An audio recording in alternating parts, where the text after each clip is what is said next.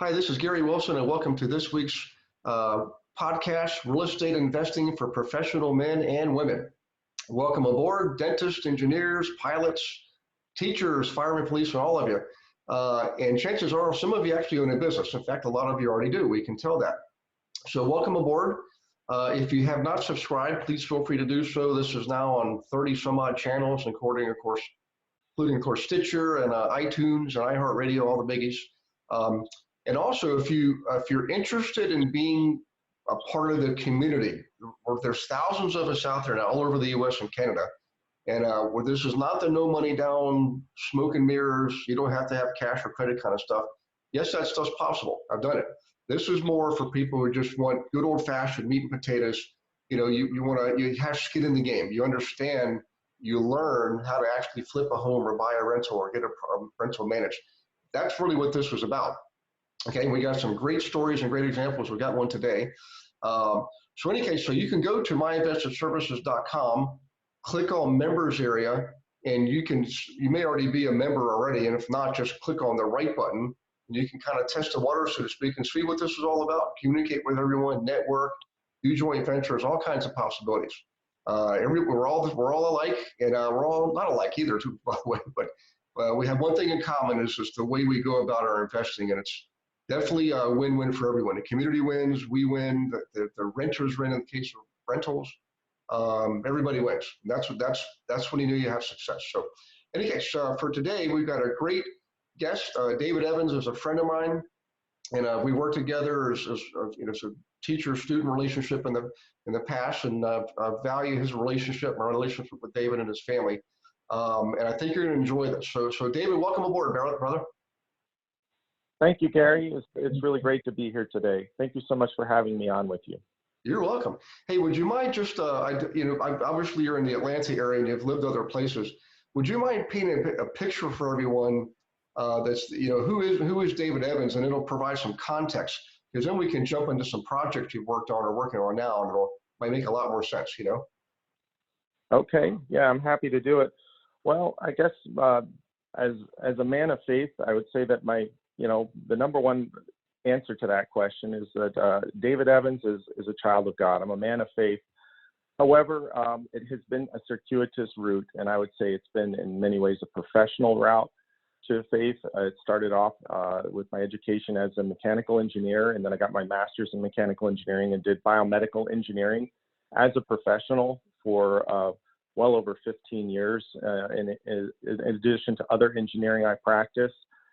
And the entrepreneurial bug bit me while I was a professional. I started investing part-time, like many of you may be doing right now. I started with just buying and holding multifamilies, which was a fantastic way to get the real estate bug to bite me.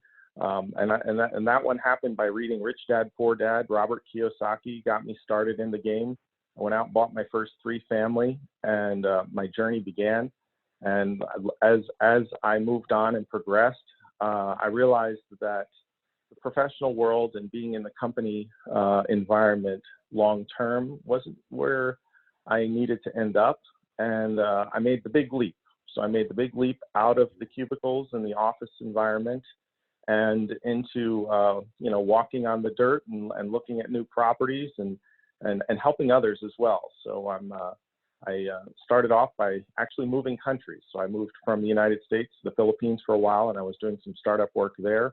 And then landed back here in the United States in the Atlanta northern suburbs. I live in Cumming, Georgia, which is a northern suburb of Atlanta. Mm-hmm. And I've been selling real estate here for about 4 years, continuing the investment route and growing into some new home construction a little bit there, as well as continuing to help other investors with their projects. And I've even started doing some land development deals. Awesome. So, well, I know you've, obviously I probably know more about you than most people, at least in our world of real estate investing and brokerage, because we work together. But I know you really went from dealing with the entry-level type stuff, duplexes, triplexes, fourplexes, and basic flips, into doing some pretty big things here. But would you mind talking maybe, talk about one of your projects, maybe the triplex or maybe that flip you did last year, middle of the road, average, we call bread and butter type thing, just to kind of describe your experience, and then we can maybe move into something you're working on, or maybe something that worked and something that didn't work, so we can be practical and let people know that the world is it's not always things don't always work out the way you think they will. you know. Yeah. So, Absolutely. yeah, maybe share one or two of those projects, and this I think this is going to help a lot of people. You know. Sure. Well, it's interesting. Despite the fact that I do have the aspirations for the bigger things, I still continue to sell properties, and I also still continue to do kind of the bread and butter type flips. And I think the one that you might be talking about is one that I did earlier this year, and it was a for sale by owner. It was a house that was in a little bit older neighborhood in Forsyth County here in Georgia. Right by the lake, Lake Lanier. It was actually really close to the lake, and we found it for sale by owner, and we were able to get the house for basically $123,000. It was just a 3-bedroom, two bathroom house, just I think it was about 1,100 square feet. Didn't need a lot of renovations, and it was just that the person had inherited it from their family member, and they were what we call a don't wanter. They didn't want it. They just needed to move on, and we were able to get that house. And literally, it just needed some paint and some carpet, needed some minor repairs here and there, and needed the lawn cleaned up and a bunch of cleanup work, really, essentially, to clean it up and make it really look good. And we turned it around. We invested total, I would say, about $131,000. We got it under contract for $175,000, but we ended up selling it after the appraisal. Then the appraiser came in and adjusted the price down to $168,000. But I would say that was a pretty good example of a bread and butter flip in this area of the country that worked out, and everybody was happy. We had it sold within 3 months to a younger new family.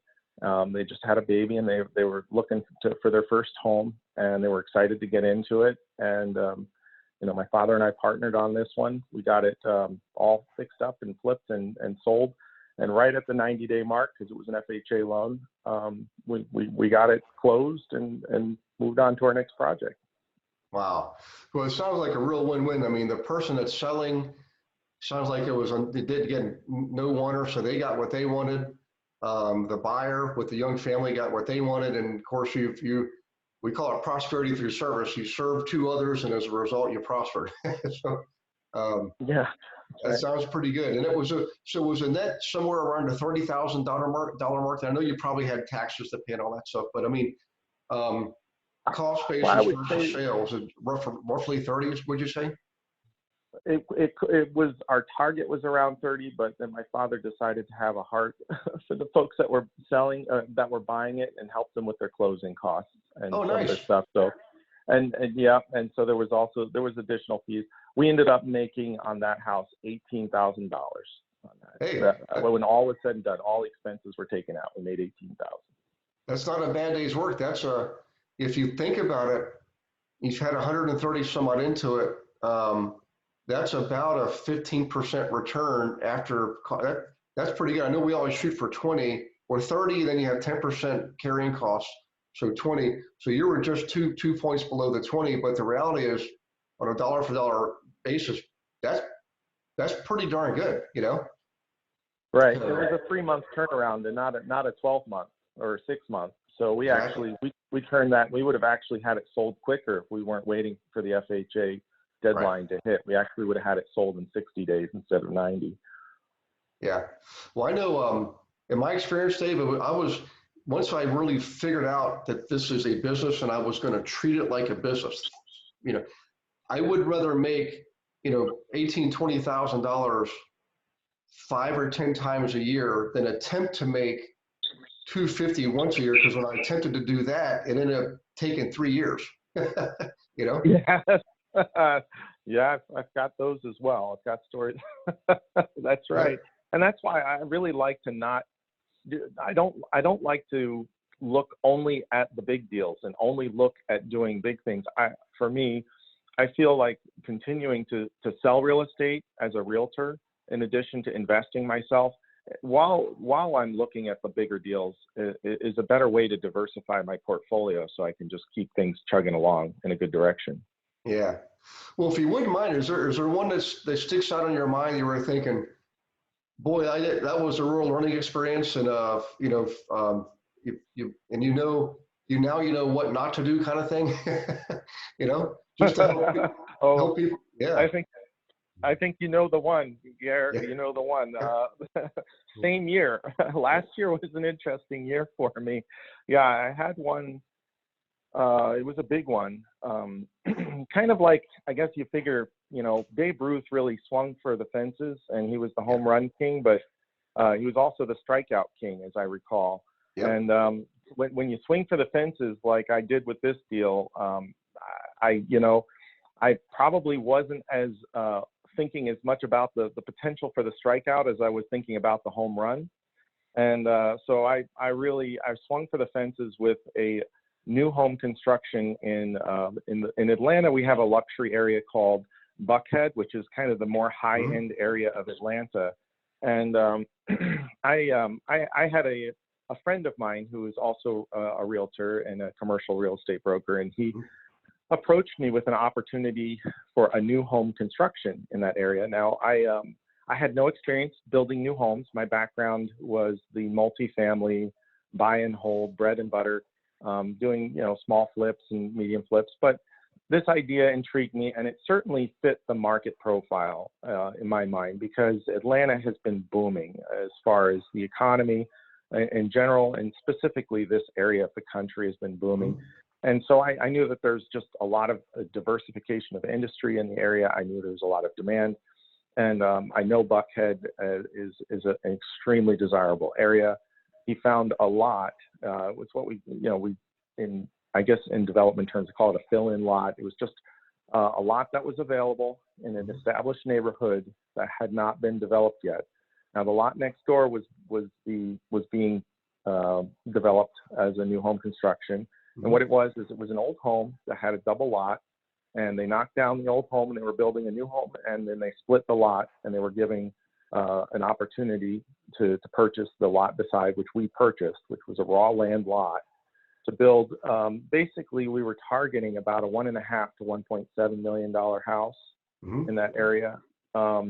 And I approached it coming to my partner saying, look, I've never built a new home construction, so I'm really going to have to rely on your experience and your expertise, and I'll back you up financially, but I'm really kind of along to kind of lean on you as, I'll be the financial partner and you've got to be the expertise partner. And he had a friend who had worked for another builder who had been building in that area for a number of years. And this friend claimed to be a GC that had built 7 or 8 of these homes, almost identical to the floor plan we were building. So we felt confident based on those conversations and based on the homes he showed us that he had built, and moving forward, and we did. We started getting things, and at first, actually, everything went really well. I mean, it was our partnership and our friendship and everything kind of was just clicking along just right. And we got the budget pulled together, and we started getting the vendors online. We got the lot. We got the loan that we needed. It was a hard money loan for it. And we got the loan based on the experience of the general contractor and my partner's experience having built. I think at that point he had built 4 other homes in Atlanta, but they were smaller. They were in the, what I would say, to $300,000 to $600,000 range. And this was his first time attempting a luxury home as well. And so everything went along just fine. And then all of a sudden, the general contractor stopped hitting milestones. I'd say that started happening early on. And, I wasn't as intimately involved at that point. And so I was kind of relying on my partner to kind of follow up with the general contractor, because that was his role, was to execute. My role was to fund and watch the checks as they were going through. And I started writing checks less and less frequently, which meant that the vendors weren't showing up as often. We had some weather issues. We also had some challenges with just the local economy being so heated up that the local economy was so heated up that I really felt like, we were competing with these big builders in order to get the vendors to show up. And we were just the little guy. So that became a major problem. And then it just got slower and slower. And then the rains hit, and we got hit with a bunch of rain. So we had a bunch of literally months and months of rain hitting us. And so what ended up happening is the GC just basically kind of threw in the towel.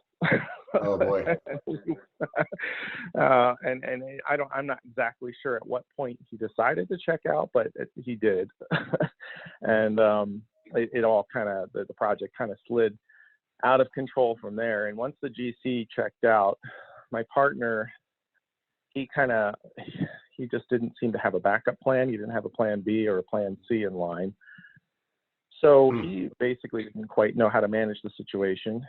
And what ended up happening is, over a series of months, we basically kind of had to put him on a corrective action plan. And that took a long time to follow up. Meanwhile, we were paying interest on the hard money loan every month. We were looking at, it's about a $12,000 nut a month that we were looking at just on interest. And so then we started missing our budget numbers as well, because then things got more expensive because we lost momentum without having vendors being managed properly. And we ended up switching general contractors, and that's when I jumped in. I found a general contractor. And this is, again, I'll point back to kind of the faith element in this part, because there was just, at this point, it took a lot of humility on my part to just, recognize that I don't have all the answers. I don't always know what to do in the moment, but I do know somebody who does. And so I just prayed about it. I literally just prayed. I don't know what to do. And lo and behold, my wife, who had been talking to me a long time about, hey, why don't you call this other, friend of ours who goes, who's happens to go to our church, and we happen to know through small group, hey, why don't you just give him a call? He's a general contractor. Mm-hmm. And I did. And he ended up kind of being a little bit of an angel. Okay. Saying that he came in and said, I'll help you out, Dave. I mean, that was how he said it. And it was just, just a heart of gold, salt of the earth personality. Mm-hmm. And he took over a project that was basically what I would consider at that time, it was a bit of a hot mess. Yeah. And he jumped in and he rolled up his sleeves. And I took over a project that was a hot mess, and I basically took it over from my partner, and he went from being the lead to being the secondary, and I went from being secondary to being the lead. First time building anything, me and this general contractor got our heads together, rolled up our sleeves, and we just started slugging through it. And we were able to build up momentum again. And this was last April was when we started diving in, and we were able to get the house completed in September, and literally 2 days, and we got it under contract before we had our certificate of occupancy, and we were able to close literally 2 days after we got our certificate of occupancy. Nice. And get through it. Fortunately, also my wife was a huge help. She jumped in from a design standpoint and helped us really clean up and harmonize the design, because there were some very good design elements. We had a designer. She'd done a pretty good job, but there was some really discontinuity, especially with budget. Like she was just specking top of the line for a spec house, and just taking responsibility, I'd say, was a huge learning in that. Even being kind of the primary investor, you just have to stay on top of it. It was a huge learning. And I'd say learning back on it, I would have switched sooner. Now, if I were in that situation again, you cut off the dead weight earlier, rather than, as soon as you recognize it's dead weight. I had 2 layers because I was going through a partner to get through the GC. And he and the GC were the ones that were communicating. I was actually taking a step back, but in the future, I would say the learning I took would be to jump in. If things aren't working out, waiting is not the solution. Right. when you know it's not working out, you got to dive in and take action quicker rather than later. And that was a big learning for me. We use the analogy of plumbing problems. Plumbing problems don't ever get better on their own. They only get worse. You know? Absolutely. Yeah. I lived that analogy this past year with this project. This project was definitely a big old leak, a big financial leak, and that's what can happen. And that's why I'd say with the big risk comes the big rewards, which is all I was looking at, was the potential for the rewards, but that risk is also needs to be balanced and brought into the equation. Yeah, you're absolutely right. It's a challenge because our human nature is to want it to work out. So we tend to be sometimes more patient. And the reality is, though, as soon as you see the trend changing, just like in a sporting event, like a football game or basketball game or baseball game, when you see the momentum shifting, it's always the same thing. The people that wait, the coaches that wait, end up not winning. The ones that react quickly can sometimes, pull the thing together and end up being victorious. So a great lesson. I appreciate you sharing that, by the way, because you're kind of pouring your heart out a little bit, and I think that means a lot to people, because I want people to know that there's things that don't work out. Learn from them no matter what you do. And there's I met somebody. What was his name? Unfortunately, he was born with only one leg that actually had a fully developed foot and toes and everything. The other leg was not developed at all, and absolutely no arms. And he said when he was 6 years old, his parents told him, he said, "You know what? We're going to send you to public school because you're going to live and you're going to grow and develop. You're going to find out yourself being more and more independent. And we want you to learn how to do things on your own now and be independent." And he said as a result, he learned early in life to expect that there were going to be troubles. And I thought, what a profound lesson. He said, because that way he's not stunned initially. Things hurt. He has problems and things don't feel great, obviously, emotionally, mentally, physically, and every other way. But he's able to jump in and take action more quickly as a result. And I thought, what a profound lesson, So same thing with flipping. For listeners, expect that there are going to be challenges. They won't always happen, but when they do, at least you're mentally prepared ahead of time and not having to go through that emotional, being stunned, So, emotional resilience, I think, is key to kind of pulling out a win, even when you're faced with the adversity. Well, I appreciate that, Dave, because I know you mentioned that before we started recording this, is being persistent, consistent, and never underestimate the resiliency of the human spirit. There's a famous scripture, Ephesians 3:20. Where God working through us is far more powerful than anything we can possibly think of or imagine on our own. So you got to have faith. Yep.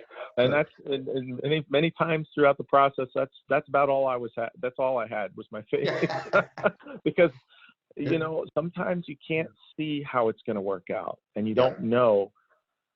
Just from a budgetary standpoint, I faced a number of, and you can potentially face a number of months where you don't know. You've got more months than you got in your bank account. There's just, you're not sure how all those bills are going to get paid. But what I can say is not one of the subcontractors got left out in the cold. Not one, the general contractor that helped me out. I had even borrowed money from some of my family members in order to make this project work. I was able to pay them back. I was able to pay all of the subcontractors.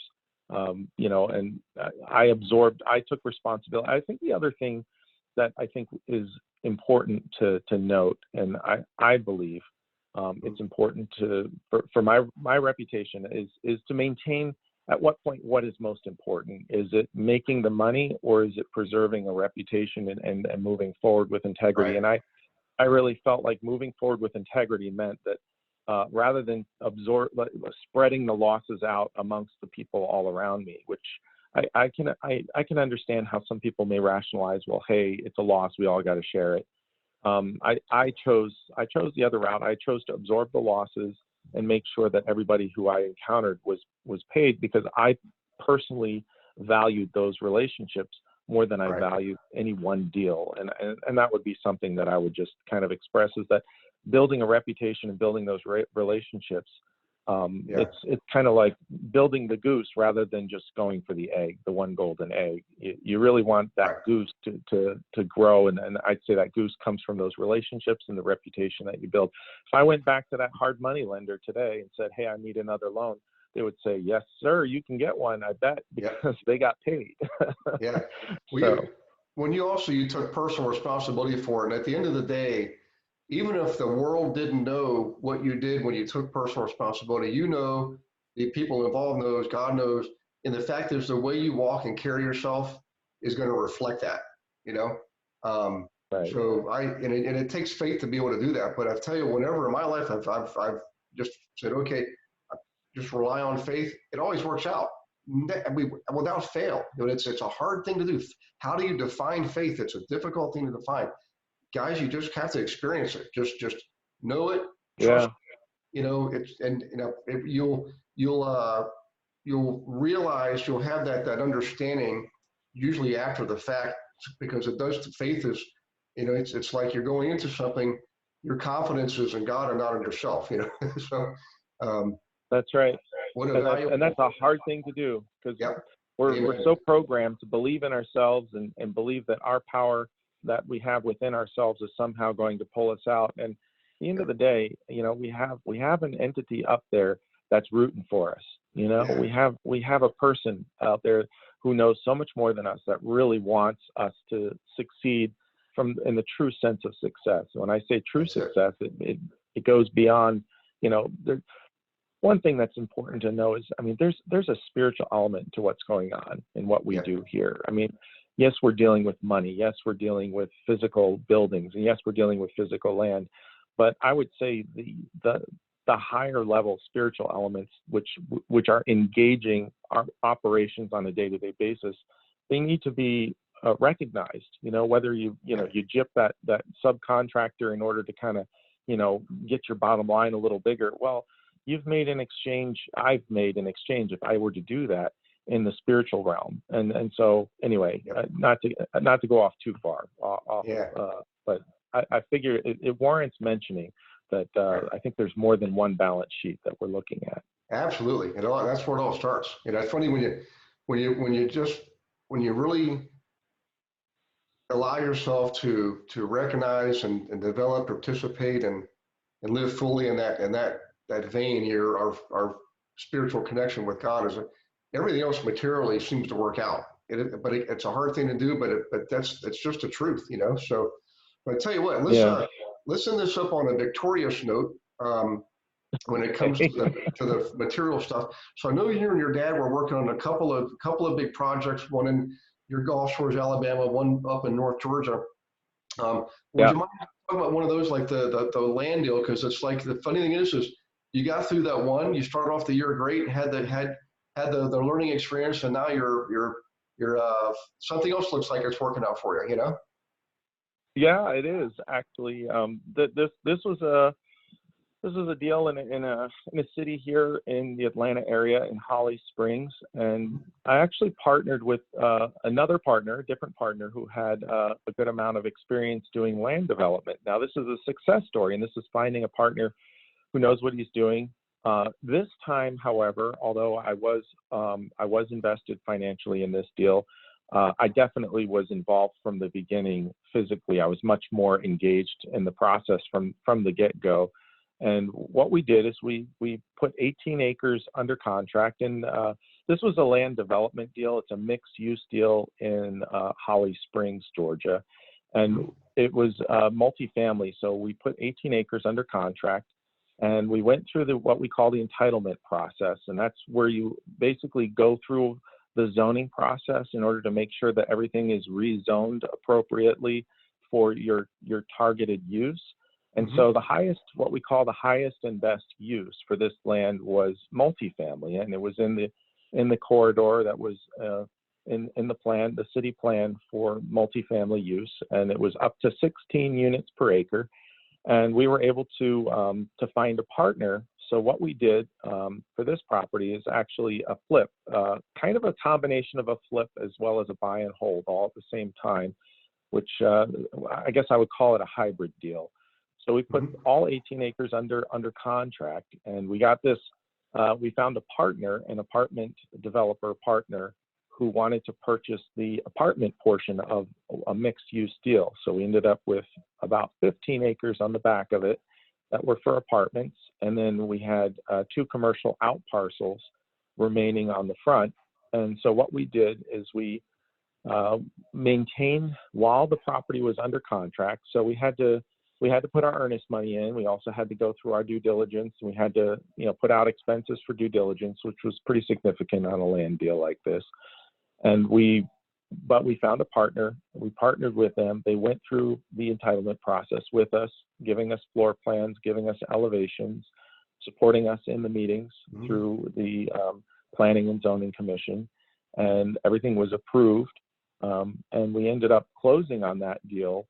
I would say that was literally about 3 weeks after the Buckhead deal closed. So we had a bit of the roller coaster went down and then the roller coaster went up, and we closed on everything. We cleared, I would say on that deal, we cleared about, I'd say the total profit between my father, me, and my partner was, that was about, let me say it was about $280,000 in profit. Nice. Plus, between the 3 of us, plus we ended up with the 2 commercial out parcels on the front. And so now we've got 2 commercial out parcels on the front that we're able to go off and look to find partners for those as well. Right now we're exploring land lease options for maybe fast casual dining establishments. Wow. Well, that's awesome. That's new to me, and I appreciate you sharing that, because I know that's right up Mackey's alley. Yeah. Oh my gosh. Well, that's pretty good stuff, Dave. Hey, I tell you, we're actually getting close on time here, but what I want to do is, as you shared 3 projects, and I appreciate you being open and candid about that, because this is a way for us to serve others and allow them to be practical and see that it's not like what I see on late night TV where everybody wins all the time. That's not real. You will win more of the time by being persistent and consistent and absolutely having faith. I know everybody's different. But I tell you, living by faith is far more powerful than not. And I don't know how to describe it any further than what your experience which you shared here on the podcast, Dave. But are there any final words of wisdom you can share with people? Like, by the way, I want people to know, if I can give you a plug, that you are a practicing real estate agent in North Georgia. You got experience with owner occupants, of course, and also the investor stuff. But if that part of the U.S. is still very, very tempting and desirable for a lot of investors, whether they're in the U.S. or outside the U.S. I know a lot of Canadians are investing there. But how do they get a hold of you? A website, an email address, and if you wouldn't mind, share a few parting words of wisdom, because I always value our relationship, and I've relied on you as a grounding rod for me too in the past, and I always appreciate it because it's a lifelong relationship, and I'm very grateful for it. So. Well, I'm mutually grateful too, Gary. I really appreciate our relationship. I've learned an incredible amount from you, not just on the practical side, but also on how you live, how you choose to live as a man of faith, and I appreciate that. I'd say kind of my final words I would say is that I want to give all glory and honor to Jesus Christ. He is my Lord and Savior, and I just want to really put that out there as that is kind of my beginning. That's my alpha. That's my omega. All of this stuff that I do in the investment is subject to what I consider to be the larger picture of the Great Commission, and so my interest is in kind of seeing how what we do in this life can resonate into eternity to the benefit of as many people as possible. So that's the first thing I'd like to say. And secondly, if anyone is interested in continuing the conversation with me about what opportunities do exist in the North Georgia area, in the Atlanta area, I do work all along the Georgia 400 corridor, all the way up. I'll even go up into Dahlonega and Lake Lanier. My phone number is 678-842-3680. And you can also reach me at davidevansrealestate.com. That's my website, davidevansrealestate.com. And my email address, you can reach me at my brokerage. I'm with Keller Williams Brokerage. So you can reach me at david.evans, E-V-A-N-S, at kw.com. Awesome. Well, there you go, folks. You got a way to get a hold of one of the practicing professionals on both ends of the real estate transaction service, and personally growing himself financially, and a solid man of faith. And the guys, I can tell you, I know David personally, and so this is a treat for me to have him on. But I don't think I've ever said this in any podcast I've done, but I definitely would personally vouch for him, because I know him personally. I've worked with him, and I know what he's capable of. Just an amazing journey from, starting where you were to where you are now. Just boy, what a bright beacon of light for a lot of people, David. So thank you for sharing your time and valuable time. I know away from your family, it's getting close to the Christmas, and God bless you and your family, and everybody listening. God bless you and your families too. You might not be listening to this till after Christmas, but I wish you a very Merry Christmas. And may God bless you and your family with peace and prosperity and much love. So thanks again, Dave. Thank you, everyone else. And we will see you on the next podcast. Please remember to subscribe. Real estate investing for professional men and women. And go check out the community site on myinvestorservices.com. And I'll be glad to have you be part of the fellowship. So take care, and God